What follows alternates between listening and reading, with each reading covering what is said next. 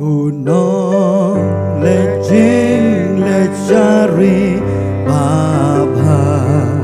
ken mau ban pecha uji su kakti jong u kan botin kanda ken mau ban pecha uji su ken mau ban pecha uji su ken mau ban pecha uji su sen yasi un ya lambe ya pi ken mau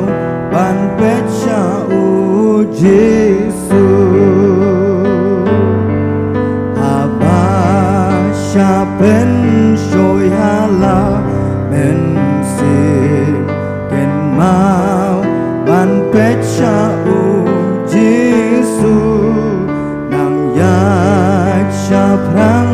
hakalen tiki ken mau ban pecha uji su ken mau ban pecha uji ken mau ban pecha uji su sen yasi un ya lambe ya pe ken mau ban pecha uji su ladum kalen di hang ni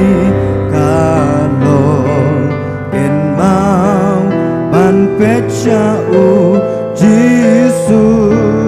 ngan long lembat pi ukris uong ken mau ban pecha uji su ken mau ban pecha uji su ken mau ban pecha uji su sen yasi un ya lambe ya pe ken mau ban pecha uji su nam ya kasih kajing ya ban gloy ken mau ban pecha uji su aduh sabon neng bat u ban poi ken mau ban pecha uji su ken mau ban pecha uji su ken mau ban pecha uji su sen yasi un ya lambe ya pi ken mau ban pecha uji su